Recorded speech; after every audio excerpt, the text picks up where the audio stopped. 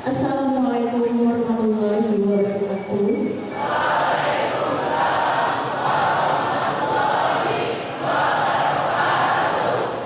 Baiklah, yang saya hormati Ibu Elia SKMPH, yang saya hormati Ibu Rosiana SKMPH dari Dinas Kesehatan Provinsi Sumatera Selatan, yang saya hormati Bapak Ibu Guru Fasilitator Kegiatan P5 kelas 10 SMA Negeri 17 Palembang.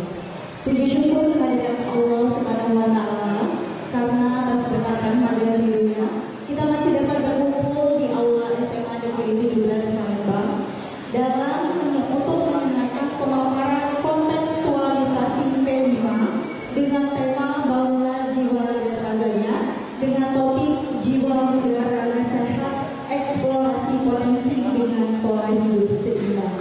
Baiklah,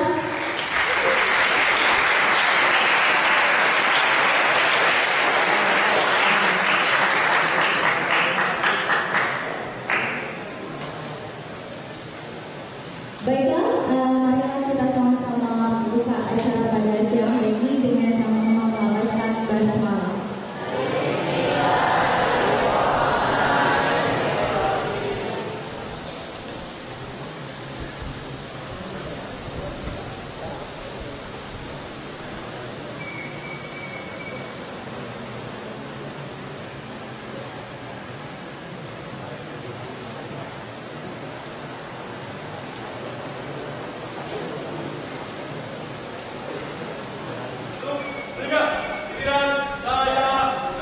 Baik, kepada Ibu silakan dimulai Ibu.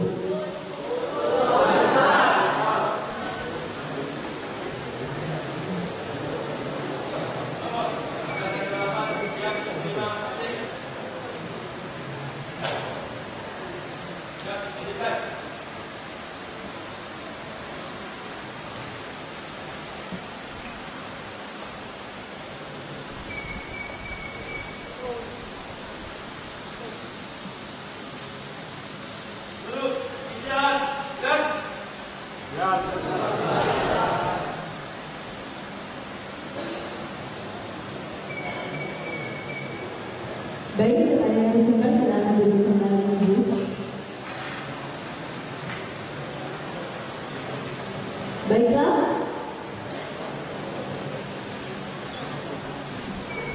Baiklah, marilah kita sama-sama mendengarkan pemaparan dari Ibu narasumber kita, dari Ibu Elia SKMPH dan Ibu Rosiana SKMKM mengenai topik jiwa muda raga sehat, eksplorasi potensi dengan pola hidup seimbang. Sambutan yang meriah untuk Ibu Elia SKMPH dan Ibu Rosiana SKMKM.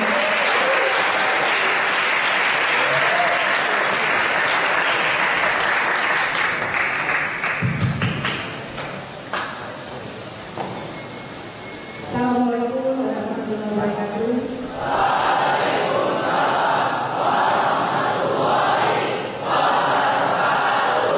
Yang terhormat Kepala Sekolah ataupun Bapak-bapak guru dan Ibu guru yang berbahagia. Alhamdulillah beralamin syukur kita panjatkan kehadiran Allah Subhanahu wa Ta'ala karena dengan atas izinnya alhamdulillah kita bisa berjumpa dalam rangka kegiatan P5 di SMA 17 ini. Semoga apa yang akan kami sampaikan ini nanti bermanfaat. Saya panggil anak-anak apa adik-adik? Anak-anak ya? Oke, boleh. Anak-anak juga boleh, adik-adik juga boleh. Kalau kakak di pramuka panggilnya adik-adik ya. Kalau di kesehatan namanya sama bakti Husada, panggilnya adik-adik. Tapi dalam sistem pembelajaran di sini biasanya anak-anak ya. Ya. Baik. Boleh saya menyampaikan pantun sebelum kita belajar? Daun salam, daun mesiji. Dimasak baunya wangi. Adik-adik tersayang, sampai selamat berjumpa hari ini. Yang mengucap salam dan menjawab salam saya mendapat banyak rezeki. Amin.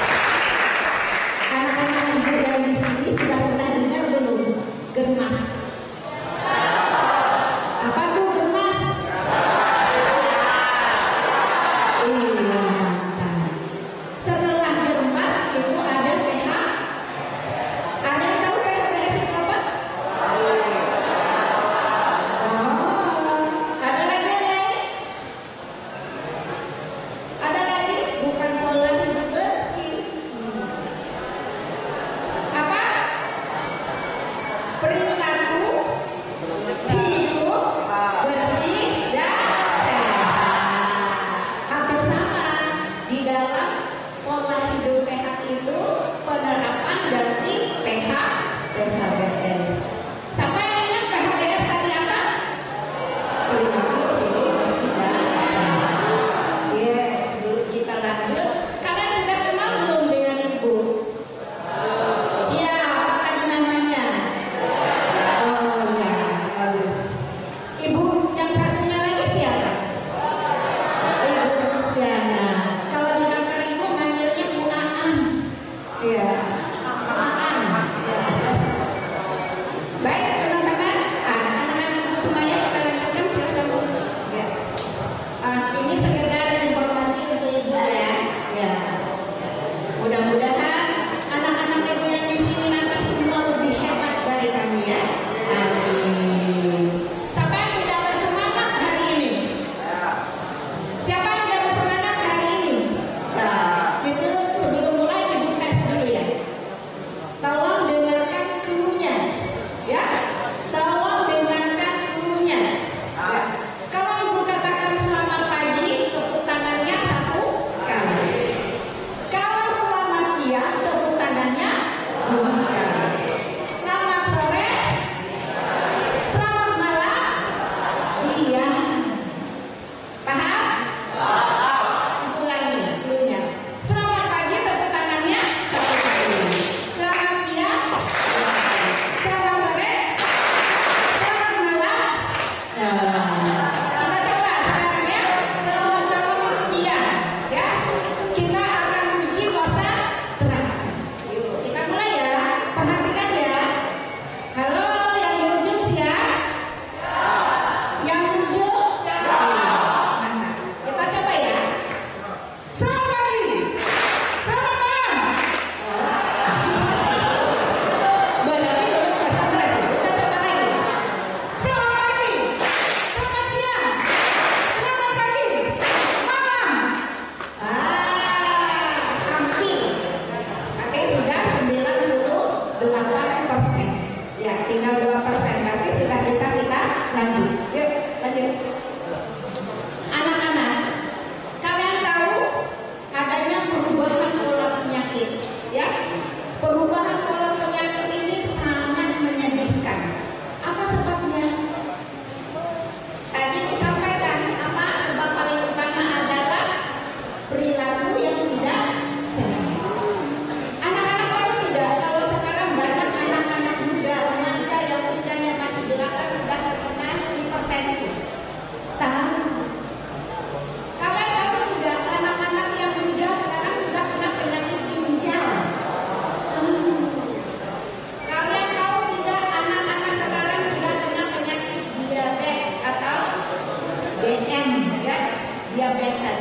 Tahu? Kalau tahu apa sebab utamanya? Coba satu-satu. Hah? Makan minuman yang manis. Ada lagi yang lain?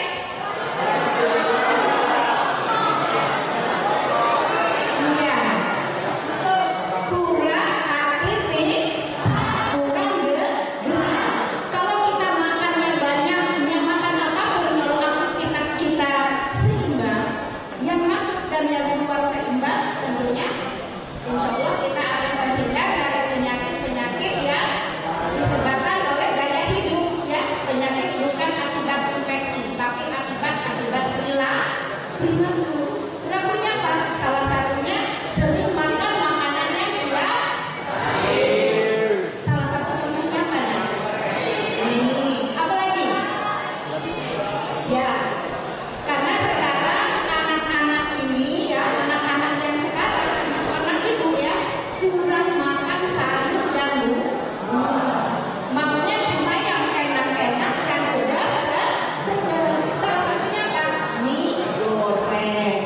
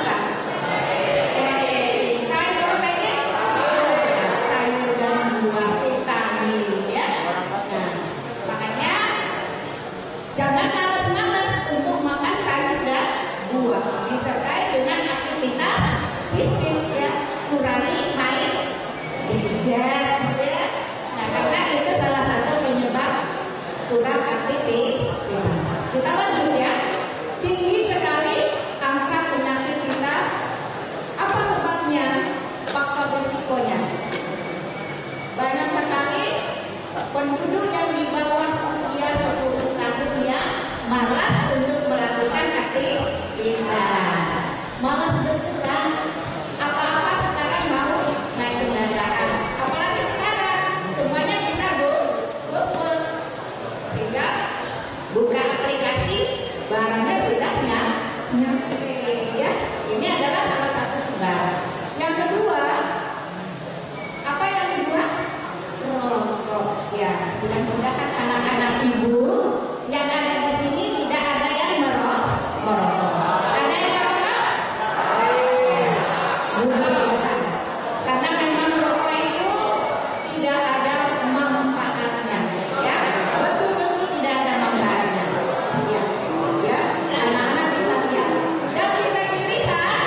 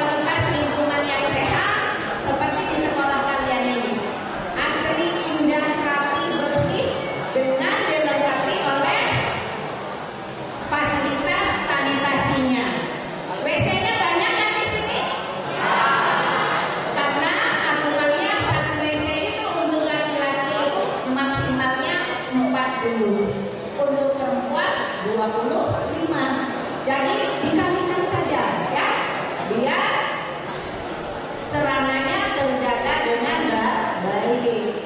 Nah, anak-anak semua ya, biar fasilitasnya ini tetap baik, siapa yang harus menjaga? Semua harus memiliki rasa memiliki dan harus menjaga ya. Apa salah satunya? Kalau dari BAG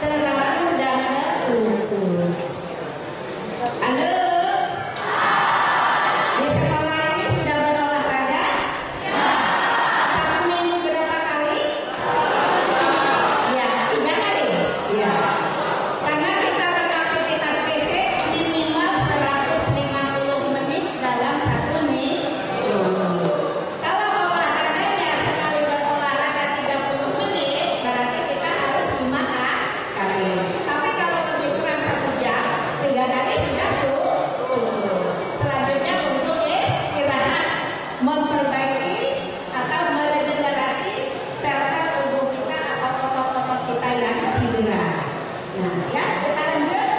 Yang terakhir, ada tidak guru atau tamu atau siswa yang merokok di sekolah ini? Ada? Ada atau tidak? Kalau tidak, ginikan tangannya. Tidak, alhamdulillah. Guru-gurunya?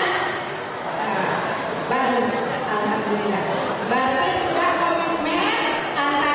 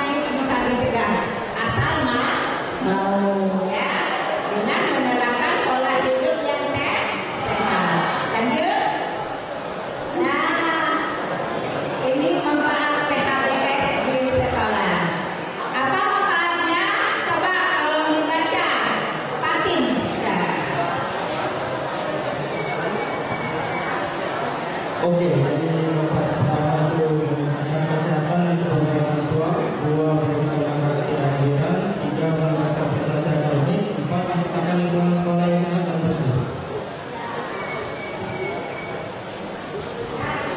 Anak-anak semua, kalau kalian sudah berpola hidup sehat, menerapkan perilaku hidup bersih dan sehat, maka akan meningkat kesehatan dan kebugaran kalian.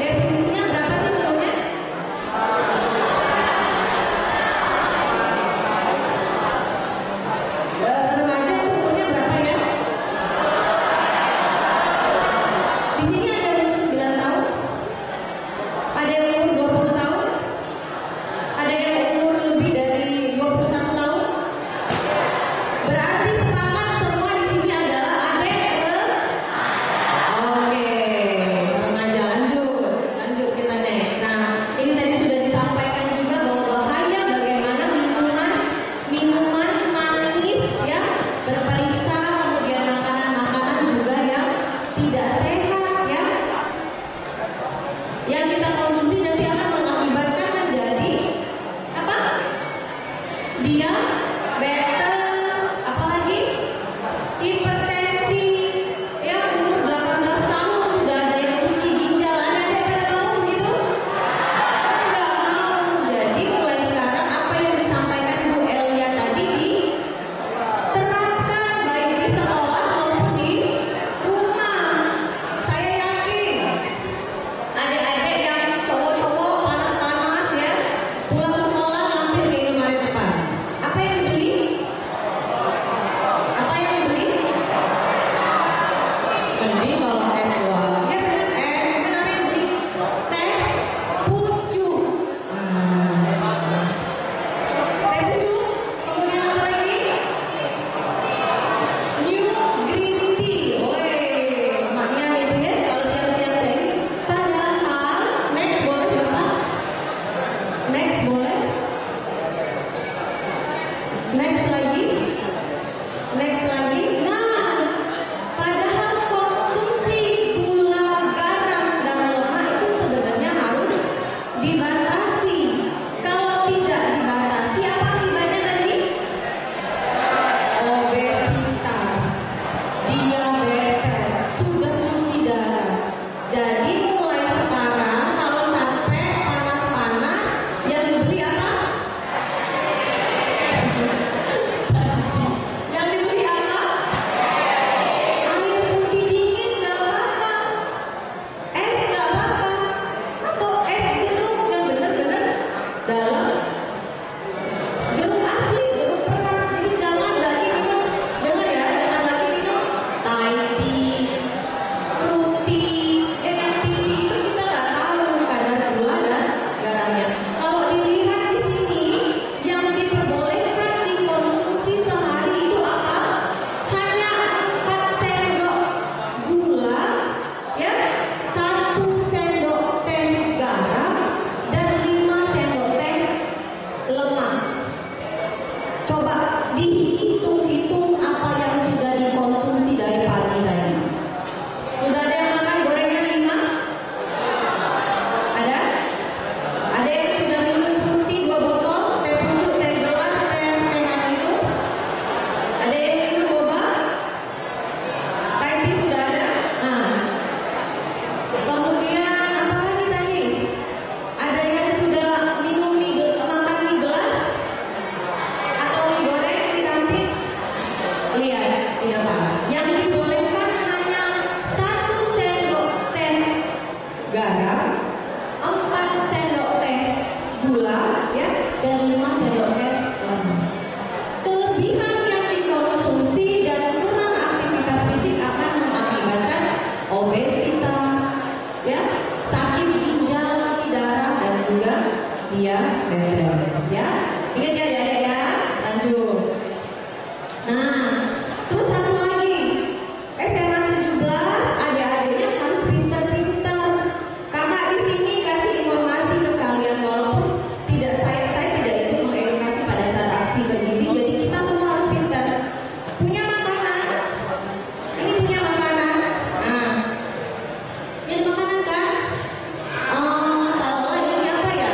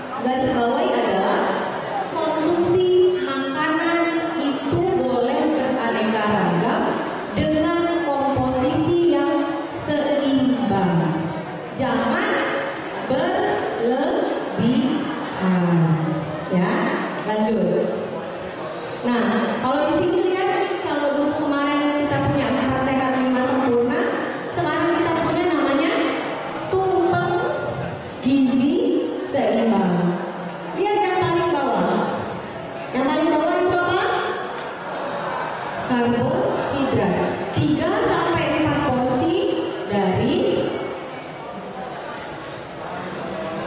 makanan, kemudian 3 sampai 4 porsi yang paling atas sekali adalah setelah karbo itu adalah sayur dan buah. Kemudian ada yang atasnya lagi itu ada protein. Sumber protein yang paling baik adalah sumber protein dari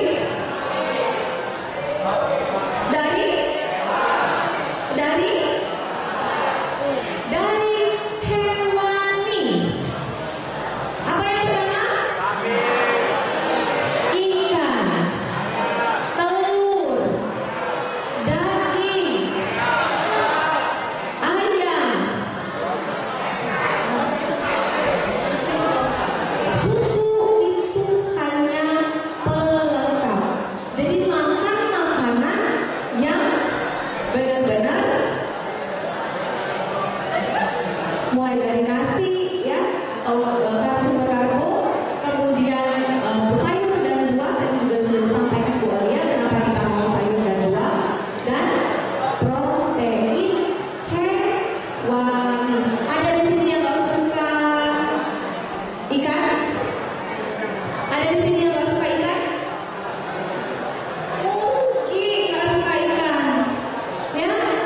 Ikan itu sumber protein yang paling baik untuk gizi remaja, ya. Kalau sekarang kita jangan kenal namanya apa? Ada yang tahu nama stunting? Pernah dengar stunting? Pencegahan stunting itu dengan mengkonsumsi protein hewani, khususnya ikan, telur, ya, daging merah, kemudian juga ayam. Ada yang nggak suka ayam di sini? Nggak ada yang nggak suka ayam. Tapi kalau yang nggak suka ikan banyak. Rugi. Jadi mulai sekarang kita harus menyukai ikan. Ya, adik-adik. Lanjut, coba lanjut. Nah, ini pesan isi piringku. Jadi kalau bisa mulai dari hari ini piring yang ada bawah ini komposisinya, ya, dibagi 4, ada makanan pokok, kemudian ada sayur dibagi 4, dibagi setengah 50%, sisanya adalah karbo dan protein, kemudian 50% sayur dan buah. Ini contoh isi piringku. Lanjut. Nah, ini ya. Kalau yang sekarang apa yang banyak? Nasi yang banyak ya, karbo yang banyak ya. Ujung-ujungnya sudah makan, tidur kenyang ya. Nah, ini contoh untuk isi piringku. Ya, mulai sekarang jadi adik-adik harus komposisi makan menuruti isi piringku. Lanjut.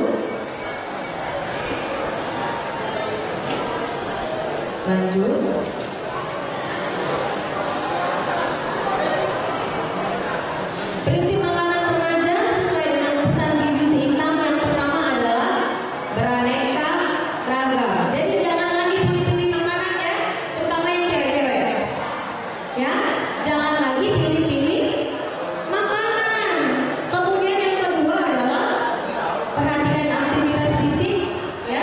Kemudian yang ketiga adalah minum air putih minimal 8 gelas sehari. Yang keempat adalah selalu sarapan pagi. Kakak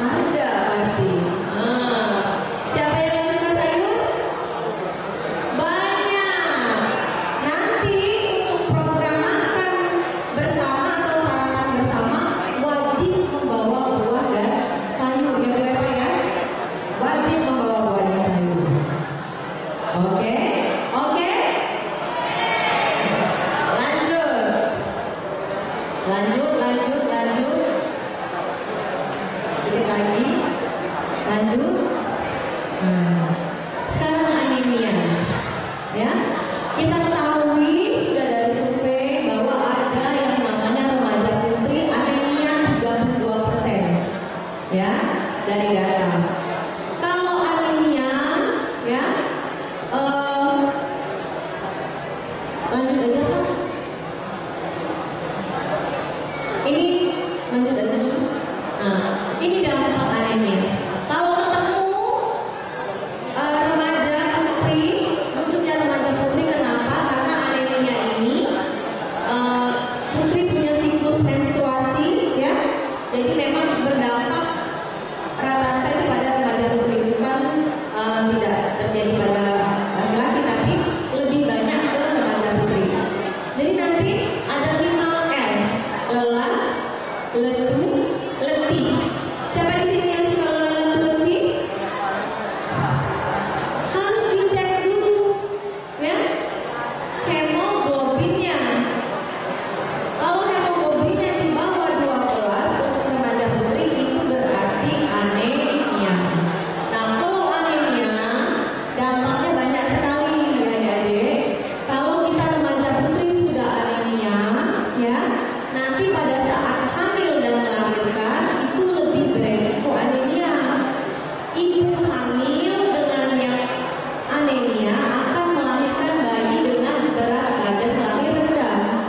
Kalau lahir berat badan lahir rendah, si bayi beresiko mengakibatkan stunting dan juga kematian.